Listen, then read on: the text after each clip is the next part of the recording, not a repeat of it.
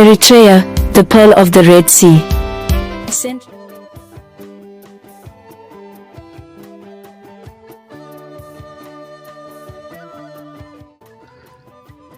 ጻባዕቲ ናይ ኤርትራ መብዛሕትኡ ግዜ ኣበይ እዋንዮም ዝንቀሳቐሱ ኣበይ እዋንዮም ከድምዑ ዝፍትኑ ወይ ድማ መዓስ ንህዝቢ ከበሳጭውን ከንህሩ ከሕርቑ ኣጀንዳ ከትሕዙ ካብቲ ሒዝዎ ዘሎ መስመር እቲ ህዝቢ ፈልከት ኢሉ ኣብቲ ናቶም ኣጀንዳ ንኸዋሳእ ወይ ድማ ጸቕጢ ፈጢሮም ህዝቢ ንህዝቢ ከናቑቱ ሓድነት ክብፅብፁ በዓላት ክዘርጉ ፌስቲቫላት ክዘርጉ እንተኮይኖም ወይ ዝኾነ ዓይነት ኤርትራ ኣብ ምዕባለ ገጻ ትኸይድ ሓደሽቲ ፍጻመታት ወይ ስራሕ ኣብ ውሽጢ ዓዲ ስራሕ እንተልዩ መዓስ እዮም ዝንቀሳቐሱ እቶም ደቀቕቲ ሓሸራታት ዝበሃሉ መግቢ ተመጊቦም ካብቲ ናይ ሕንዚ መርዚ ናይ ተጸላኢ ዝፍንዎ ኣሸቀልቶም ከምዚ ረፍራፍ መግቢ ወይ ተረፍ መረፍ እጉሕፍሎም ሙኒ ብኡ ንዕኡ እንዳተቐለቡ ኛም ብሎ እዚኦም ኣዋርሕ የብሎምን ኣብ ወርሒ 2 ክመፁ ክእሉ ኣብ ወርሒ 3 ኣብ ወርሒ 4 ብፍላይ ካብ ወርሒ 4 ካብታ መዓልቲ ሕሶት ኣፕሪል 1 ዝበሃል ጀሚሩ ዘሎ ገፁ እዚኦም ነዞም ተረፍ መረፍ ኛም ዝብልሉ እዋናት እዩ እዞም ሕጂ ተቐላቂሎም ንሪኦም ዘለና እቶም ገዘፍቲ ተጻባእቲ እንብሎም ከም ኣምነስቲ ኢንተርናሽናል ውድብ ሕቡራት ሃገራት ናይ ኣሜሪካ ሴናተራት ዝኾኑ ከምኡውን ገለገለ በጫቕ ዝብሉ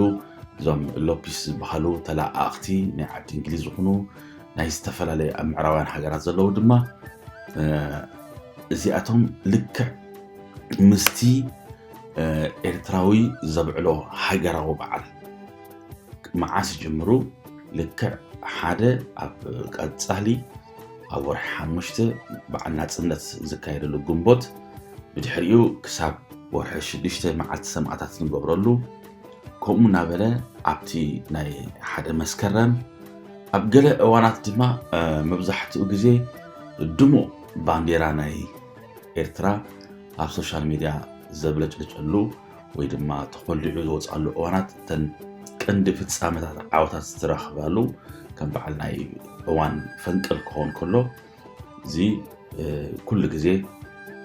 ስሩዕ ኣጀንዳ ኣሎ ምሳና ማዕረ እዮም ዝጓዓዙ ማዕረ ከዓኒ ኣብ ካላንደሮም መዝጊቦም ኣለዉ መዓስ እዩ ፈንቅል መዓስ እዩ ናይ ምሕራር ናቕፋ ነይሩ መዓስ እዩ በዓል ናጽነት መዓስ እዩ መዓልቲ ሰማዕታት መዓስ እዩ ብረታዊ ቃልሲ ዝታት መዓስ እዩ ኣብ ወርሒ 3 ከዓኒ ማርሽ 8 ከዓኒ መዓስ እዩ መዓልቲ ደቂ ኣንስትዮ እዚ ሕጂ እዚኣቶም ከም ኣብ ኣጀንዳ ተሰሪዖም እዮም እቶም ርፍታት ንብሎም ሕጂ ነዚ ቀለብዚ ኣቐዲሙ እዩ ባጀት ዝስልዓሎም ኣቐዲሙ እዩ ዝወሃቦም እዚኣቶም ኣብ ዝተፈላለየ ቀንጢ መንጢ ናይ ሶሻል ሚድያ ሓሸራታት ዝኾና ኣብ ሶሻል ሚድያ ወሪዶም ምዘይ ረብሓ ኣገልግሎት ዘይብለን ቃለ ምሕተት የካይዱ ሕጂ እንታይ እዩ ተደልዩ ዘሎ እንተልካ እቲ ሳቶም ክበፅሕዎ ዘይኽእሉ ናበይ ገፁ እዩ ንምእታው ናይዚ ኩሉ ሕጂ ድምር ዝብለኩም ዘለኹ ተጠቒሉ ናይዚ ኩሉ ዝድምር ዝብለኩም ዘለኹ ተኣኪቡ ናበይ ገፁ እዩ ዝመፅእ ዘሎ እዚ ሕጂ ሓደ ስእሊ ዘርእየካ እንታይ እዩ ናበይ ንኽብፃሕ እንተተባሂሉ ናብቲ መቐረት ኤርትራዊ እንታይ ይመስል እንታይ ይጥዕም ኤርትራዊ መንነት እንታይ ይጥዕም ኤርትራዊ መንነት እንታይ እዩ መቐረቱ ምናልባት ሰባት ክደናገሩ ክእሉ እዮም እንታይ እቲ ኤርትራውነት ዘብለካ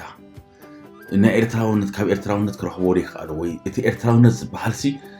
ዝጭበጥ ድዩ ዝድህሰስ ድዩ ዝተሓዝ ድዩ ዝብላዕ ድዩ ዝሕየኽ ድዩ ዝስተ ድዩ እንታይ እዩ መቐረቱ ኤርትራውነት ብሓቂ መቐረት ኤርትራውነት እቲ ኤርትራዊ ጥራሕ ይፈልጦ ወይ እቲ ፈታዊ ኤርትራዊ ደኾነ እዩ ዝፈልጦ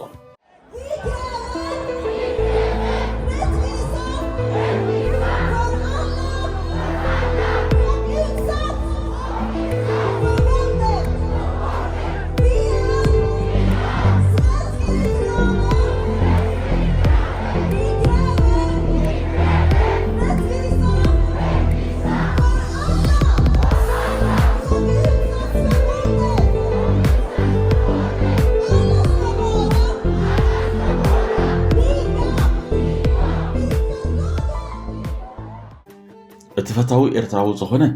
ብጨንኡ ይዘለልዮ ብጨንኡ ልክዕ ከምዚ ጥዑም ምግቢ ተኸሽኑ ዝመፀ ወንኻ ወይ ኣፍካ ማይ ዝምዑግ ወይ ከንፈርካ ተንቀሳቀሰሉ ከምዚ ኣዝኻ ጠሚኻ ፀኒሕካ እሞኒ ክትበልዖ ዝደለኻ ኣብ ውሽጥኻ ዝህውፀካ ጥዑም መኣዛ ዘለዎ ምግቢ ከምኡ እዮም ትሽትትዎ እዚ ምግቢ እዚ መዓዝ እዩ ተቃሚሙ እዚ መቐረት ኤርትራዊ እዚ መዓዝ እዩ ተፈጢሩ ነቲ ኤርትራዊ እንታይ ፈጥሮ ትካሉ ወኑ ክሳብ ዝጠፍኦ ቀልቡ ክሳብ ዝጠፍኦ ሃገራዊ ፍቅርን ሸውሃት ውሽጣዊ ኣካላቱ ኣብ ሓደ ተዋሃሂዶም ነቲ ኤርትራዊ ልቡ ዘጥፍእሉ ሃነኔታ ዝፈጥሩሉ እዚ ባህግዚ እዚ ኤርትራውነት እዚ መንፈስ እዚ ኣብ ነፍሲ ወከፍ ኤርትራዊ ዓሲሉ ዓኺኹ መሊኡ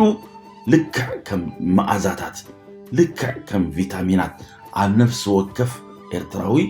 ኣብ ነፍሲ ወከፍ ናይ ደም ሴላት ኣብኡ ዝኣተወ እዩ ሕጂ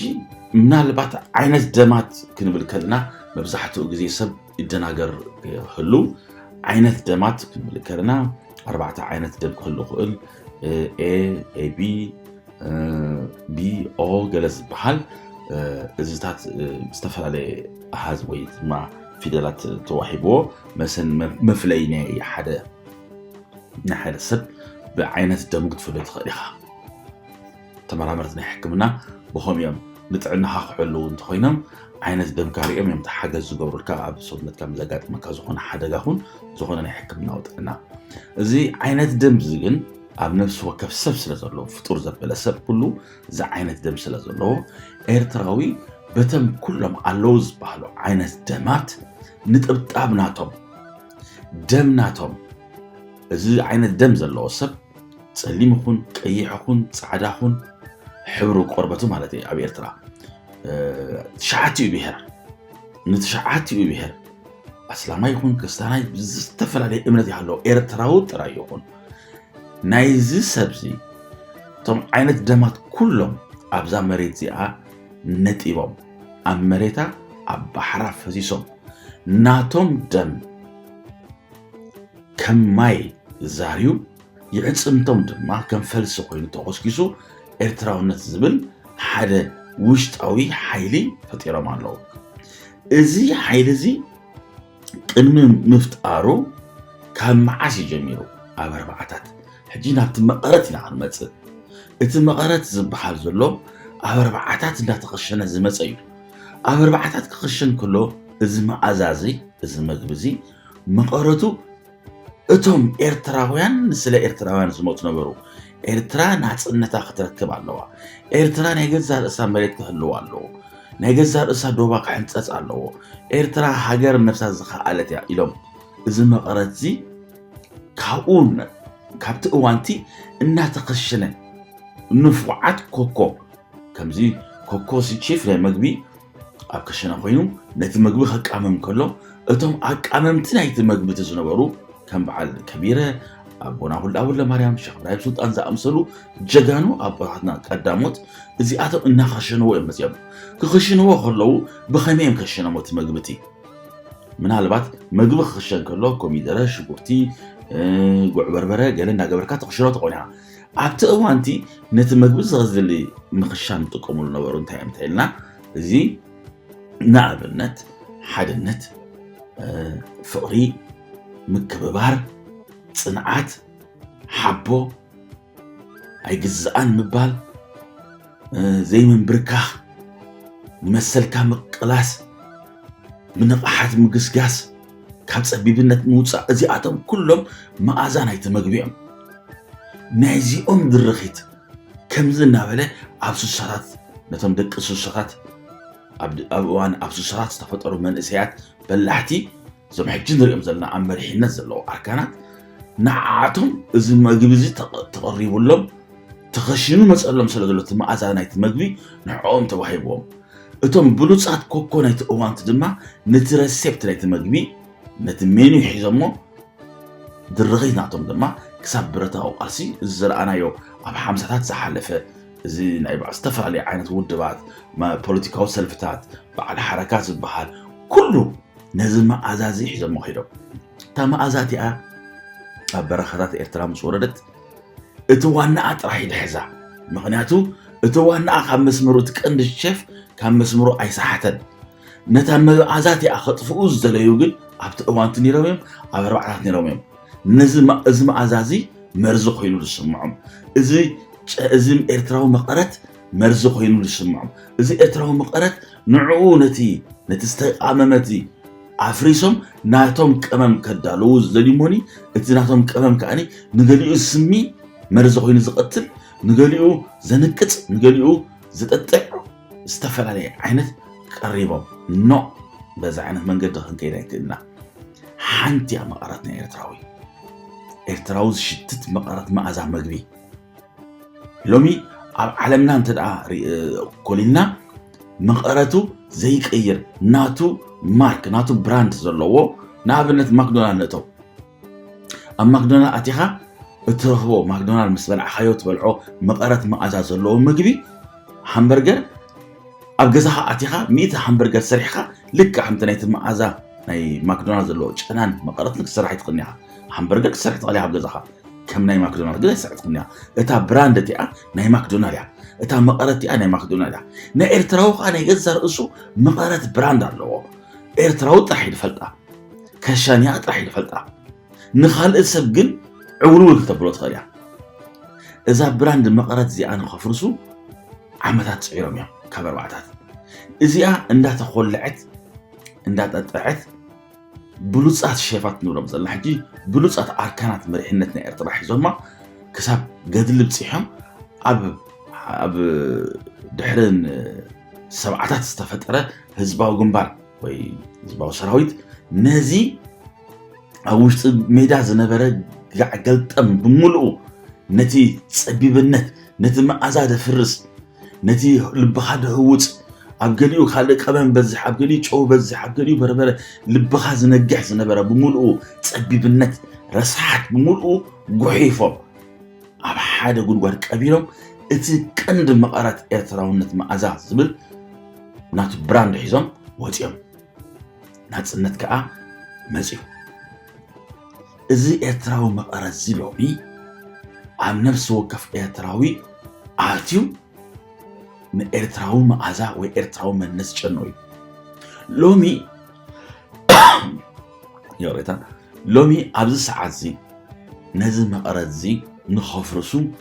ነዚ መኣዛ እዚ ንኽድውኑ ነዚ ኤርትራውነት እዚ ንኽምንጥሉ ነዚ ባህሊ እዚ ንኸበፃብፁ ኤርትራዊ መንነት ንኸጥፍኡ ነዚ ብምሉኡ ክብርታት ንኽምንጥሉ ብዙሓት ፅዒሮም እዮም ብዙሓት ፈቲኖም እዮም ሕጂ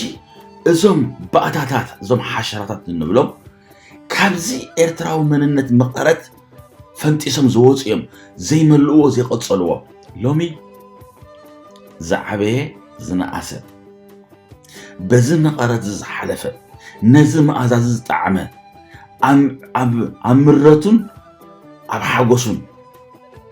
ኣብ ረሃዋን ኣብ ፀበባን ነዚ መቐረት እዚ ንክጥዕም ዘመቀረ ኢዱ ዝሓወሰ ብረቱ ቅንዑ ምስ ፀላኢ ዝተሸማሸመ ብረቱ ኣቕኒዑ ንፀላኢ ዘርገፈ ሕማቕን ፅቡቕን ዝረአየ ኣብ ደገ ወፂኡ ኣይዛረብኒ ኤርትራዊ ይዛረብኒ ብዛዕባ ዝገበሮ ሕሉፍ ታሪኹ ተዘይጠዊቕካዮ ኣይዛረብኒ እዚ ወፂኦም ሕጂ ከምዚ ኢና ነርና ከምዚ ኢና ንገብር ነርና ከምዚ እዩ ተገይሩ ኤርትራዊ ኣነ ከምዚ የተዋግአ ከምዚ ተቃሊሰ ኣብ ከምዚ ነይረ ንኽስቶ ሓላፊ ፈልጦ ኣብ ከምዚ ኣትየ ኣድሚዐ እዚ ዝዛረብ ብምሉኡ ዘይወዓለ እዩ ዘይነበረ እዩ ዝወዓለ ንኽተዛረቦ ዓመታት ግዜታት ክወስደልካ ክእል እዩ እዚ እውን ንዕኡ ደዛረብ ባይታ ምስ ፈጠርካሉ ጠዊቕካ ጠዋቢቕካ ክተዛረቦ እንድሕር ዘይከኣልካ እዚ ካልእ ባዕሉ ከይተጠወቐ ከይተዓደመ መፅኡ ከይተፀውዐ መፅኡ ዓጀውጀው ዝብል ዓጀፍጀፍ ዝብል ኣይተኮሰን ኣይረኣየን ፀላእ ክወድቕ ኣይረኣየን ብፃዩ ክወድቕ ኣይረኣየን حنت بادي رحمدون أي سندون استأمنوا يبركم مغنياتو تي زرعي نخزارب أوش تزلو كأنزا أوش تزلو مررة أوش تزلو سقاي تزحلفة مدرخ نخجلت كدمك علاتو جزء يدزارب ناتو فاشال إكسبرينس أبغز أطريقه من صبرا قرروا نقط كنفرو فتفت قبل شفاشفت عنتو سكال قصو تأساسر مغنياتو أبتي هم تتمريسي لزنتو الكازالو زماي قرد عند عبلا بزند حيخة أنا تنسيسو ماتيو زبلتي لسبلان جيرو أفلبونا في حد الزارب أبينير كاتب الكايو أبينير يخلكا أسمعت بوتاقت تقص خيريو سبات كتقص خيريو كتصوع خيريو قنيرو ديو مرارات مقارات إرتراوي تعيمو ديو إرتراوي منت وازاقي مسلكو إذا خبرتات زنقل هنت بشحات عشلات أمنوس دميهم من إسيات هيوتم زبجولا حجر كبر بعتات جميرهم زحلفة مرير 3 عمد كالسي بدحري زحلفة ورارات نايويانا بدحري زناي مندلهاي نزا حجر زي استجبره استغفر واجا قليل يكون إذا واجا راح يكون إرترا أبز بصحوا أوشتنا وصال عدميهم ملو لعل 3 عمد تقاليسو معرة قالسي نسورة منكركر كوينم زون شوفوا حفاش ودبات أملو عالم زركو وهذا خفي لم يكن هذا حاجة ما أنتي إذا ما أردت زي قطعي إذا إرتراونت زي خسسن إذا براند إرتراونت ما أردت زبحت لومي كبرتاتو قد فوز زي وزلو عين بركة خني زبل إرتراوي أبجزء نفسي خحدر زبل إرتراوي نفسه تأمان نزل له إرتراوي برسم مركوسة خنا بريز بالإرتراوي نجزء نفسه أبنت كوينو أبنت كرنا أفريقيا زقنا سنة حسب إرتراوي نزل ما أزاز نخرهبو بزحج إيرامين أيكون اللهم سلعتنا مسمني قالصم مسمني وقوم تنايو زاني مود أتا مدرخ بتحيني هزلنا مس إرتراونتن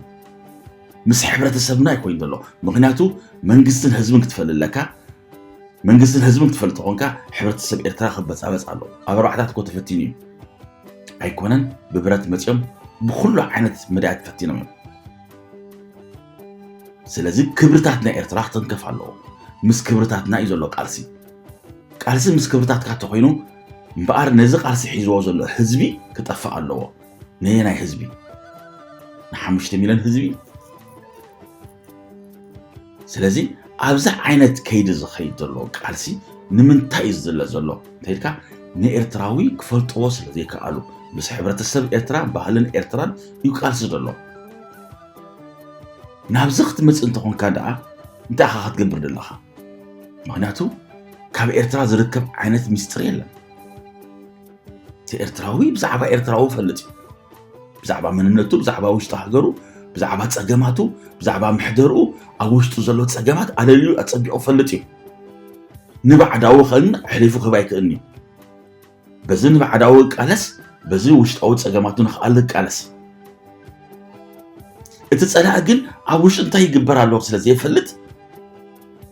مزمورو حانتيا كامن جميكا ودو بحبرات حقرات ودو بحبرات حقرات كزهرب انتقينو أبتي ساعتات زنبرا بزعبانا إرترا تسبت زي خوينو أوشت إرترا آتي خرهو زغل حبريتا إلن كساب كنت شح زنبرا كبابتات أبت أوانت زنبرا أون بتسبت تزريقو زنبرا بسئلي بساتلايت زي خوينو أوشت آتي خرهو زغل حبريتا إلن نعلم الزهو مزمور انتليو اتمزمورتي 3 عمر يتغير مزمور سبعو مسلات إرترا خمز خوينا كم زغيرا كم زفتيما كم زغيرا زبل تغنتاتي إذا تغنتات زي تأكيبو بجاندا ويانا تمريحو كسان اقدا زبصحة أبستفر عليو طرعانن تغنن إذن مخينو وطي يقزيو حاليو قزي لفتحو سلا زي الله اتهم كابي إرترا نزل مقرزي تتصينهم زوطو نزل مقرزي نزا خبرتات إيدهم كحوز دي خالو أبزي كبرتات زي كساتفو دي بقعو ورقاونا زتقعم نفس فتوات زتقعم حمود زي بقولهم زروقات صباح نقولنا بتصايم يحلفون كهبو زخولو بقرابة قنزب كشطو زخولو كم زيهم زأمسلو زي إرتراو سنة مقبار زحزو بجاق زولو كساب حجي زي أتوميم فرياتنا أتوميم كساب حجي زنزع يالله أبي إرترا تسأقام على دو اللهم فرعان منزل فطورة تسأقام منزل علو تسأقام منزل بقصو تسأقام سلمنتاي نزبل حطم جزيف على رأسيو أبكال أوان كل من لصينا ما قرأت إرتراو قل زي حسس زي قير نزنت إلى زنبر نسألعتنا النار عدا زخيد نفتوتنا دما حوار شتت نإرتراو دما إرتراو نتملسو زخلع زبلج عينة المقرات نزنت إلى الزنبر تقاميمو زماتة ما أزاداتو زحلوة حقوسن في السهان دستان زفتر إرتراو نتحبو لسنق رئيسة أمانة تصورة أبرئيسة ملكوتا زنبر برئيسة متأمان زخيد حيال سنة حساب هزباو قنبار إزي ما أزازي أي نفس وكف إرتراو زيغا وان النتيو إزي وان النتيو كمنطل كمنزع نزي ما أزازي كدوون كبرس زفتن ويلو أخيلو ويلو يا غني لي